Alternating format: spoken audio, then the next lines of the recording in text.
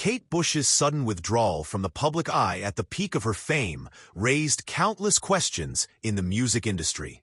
After dominating the late 1970s and early 1980s with her groundbreaking debut and a string of avant-garde albums, her absence left a vacuum that no one could easily fill.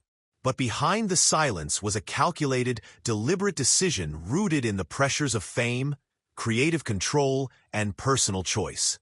The truth behind Kate Bush's disappearance was not about scandal or collapse, but about rejecting the very machinery that made her famous. Her 1978 debut, The Kick Inside, made her the first female artist to reach #1 on the UK charts with a self-written song, Wuthering Heights. At just 19 years old, she was catapulted into international fame. But with that success came a crushing workload.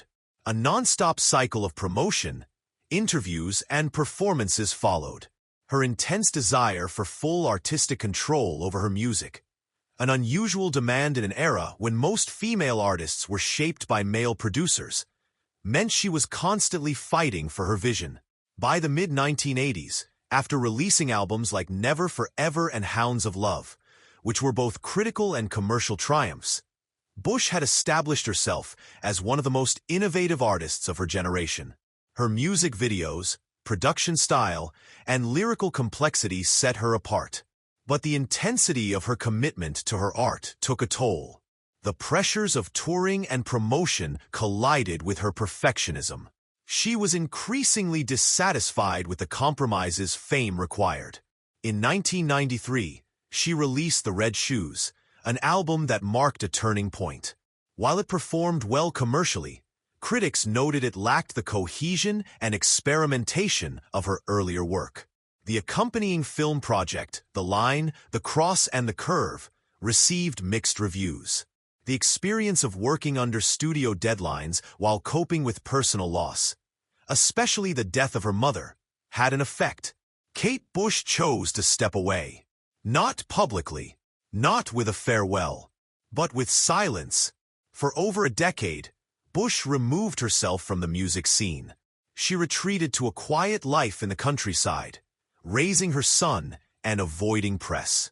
Unlike most pop stars, she did not release statements or offer commentary. She gave no interviews. There were no appearances, no award shows, no leaked projects. It was a full exit. Rumors circulated of health issues, industry disputes, or mental health struggles, but none were confirmed. What was clear was that Bush had rejected the structure of the modern music industry. Her reemergence in 2005 with Ariel was marked by the same independence that defined her early work. She recorded it over several years, with no label interference. It was her first album in 12 years. Yet, even after that, she remained elusive. She granted only a few interviews and declined to tour extensively. In 2014, her short run of live performances, Before the Dawn, was her first tour in 35 years. The shows sold out in minutes, but she chose to perform exclusively in London. No international dates, no television, no live broadcasts. The real reason Kate Bush disappeared for years was because she never wanted to play the traditional fame game. From the start, she demanded control of her image, her music, and her career decisions. She resisted industry norms, refused to sacrifice her privacy, and avoided the celebrity machine that consumes most artists. Her silence wasn't a breakdown. It was a boundary. She wanted to create on her own terms, at her own pace, without media manipulation or fan pressure. In doing so, she became one of the few artists who successfully withdrew without losing relevance. Kate Bush's disappearance was an act of preservation. It wasn't about absence. It was about autonomy. Her career is a rare case where the retreat was not a fall, but a decision. She didn't fade.